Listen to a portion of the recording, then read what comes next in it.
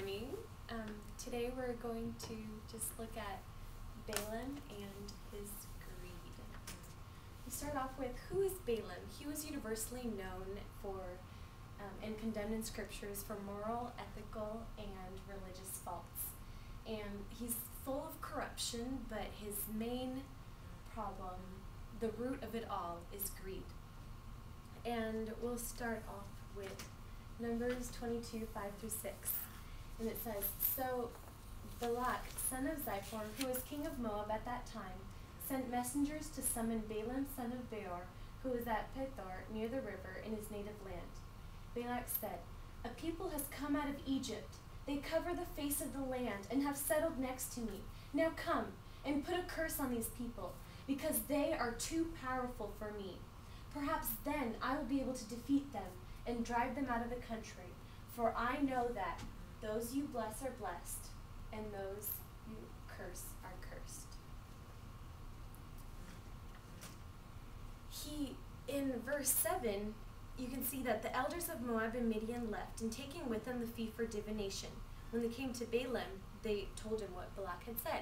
And so this is when Israel was in a time of when they had been defeating the neighbors of Moab, and the king of Moab was getting really freaked out. What all these people, they're conquering all these people, and now is their greatest enemy. And we can see that Balaam took a fee for divination. It is the fee. He charged money for people to ask him to curse or bless others. And he desired unrighteous wages, which is what the writers in the New Testament call it. And obviously he had a great reputation. A lot of people came to him, and so he had a lot of money. In Numbers 22, 15 through 16, it says, Then Balak sent other princes. This was when, so Balaam, the first group of men that had come, he told them to spend the night there, and then he would tell them in the morning what God said. And God told him that I have blessed these people, so no, you may not go and curse them. So he sent them away. And then Balak, he wasn't going to stop there, and he sent other princes, more numerous and more distinguished than the first. They came to Balaam and said, This is what Balak, son of Zippor, says. Do not let anything keep you from coming to me, because I will reward you handsomely and do whatever you say. Come and put a curse on these people for me. So I think what really was enticing Balaam was, I will reward you handsomely and do whatever you say. He's going to have power, and he's going to have even more financial needs. And it's kind of like, is he going to give up this opportunity? He has this great opportunity to receive a good sum of money. And Balak replies to those people. He says, Even if Balak gave me his palace filled with silver and gold, I could not do anything, great or small, to go beyond the command of the Lord my God. Now stay here tonight, as the others did, and I will find out what else the Lord will tell me. It's kind of interesting how outwardly he says, we're not going to, I don't care how much money you're going to give me, it's not going to coerce me to do this, because God has said, no, I can't do what God says I can't do. But yet he still tells them to stay, and he's going to find out what else God is going to tell him. So he's kind of hinged on that money issue.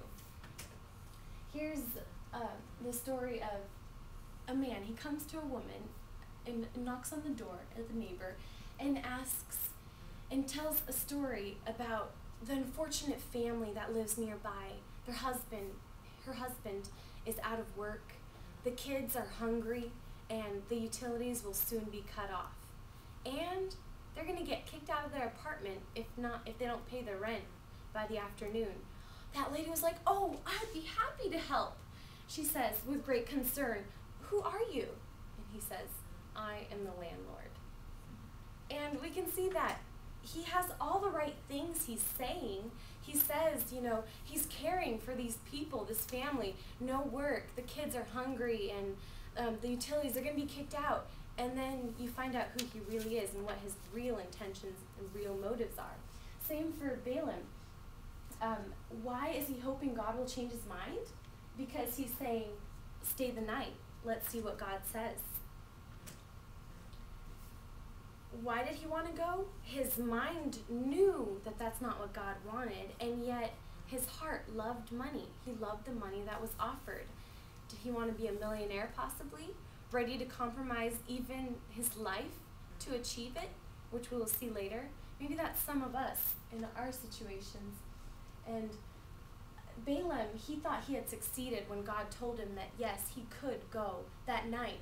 God told him that he could go and with those things, but only do what I say to do. And yet he had been really used to manipulating deities, and he thought, now I can do my job. God said I can go, but really there's an internal problem, and he's really he's looking for that money, that compensation. And his real intentions is like that of Judas. In 2 Peter 2:15-16 it says, "The way of Balaam, son of Beor, who loved the wages of wickedness, but he was rebuked for his wrongdoing by a donkey, a beast without speech, who spoke with a man's voice and restrained the prophet's madness." So this goes on to the story. I'm sure you know about the story of when the donkey spoke to Balaam. It's an infamous story of an animal speaking to a human being and reprimanding him for beating the donkey, and yet there were real reasons for an angel being in the road and trying to stop Balaam from committing such an act of cursing the people. But again, he was ready to compromise his life to achieve it, to be a millionaire. Is that any of us? We can see that love of money is a root of all evil, and the Bible says to above all else guard your heart, for it is the wellspring of life. Are we guarding our hearts? Is money our God? When people were asked, what would you do for $10 million? 2/3 of Americans polled with at least one or several. 25% of people would abandon their families for $10 million. 25% would abandon their churches. 23% would become prostitutes for a week or more. 16% would give up their American citizenship. 16% would leave their spouses. 10% would withhold testimony and let a murderer go free. 7% would kill a stranger. 3% would put their children up for adoption. Greed is the root of all problems. People want money, and they're willing to do all this stuff for it. In fact, someone at our school had, in order to pay for tuition, they almost got a job at a local brothel in order to pay for their tuition. They were willing to work as a prostitute because they believed that they were worthless. This is Leona Mindy Rosenthallelmsley. And she owns a string of hotels, and she owns the Empire State Building. She's a billionaire. When her son suddenly died at 40 years old in 1982, she sued and won the lion's share of his estate, which consisted of $149,000.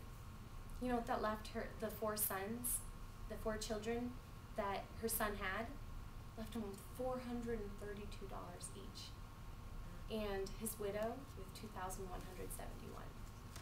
Greed, selfishness.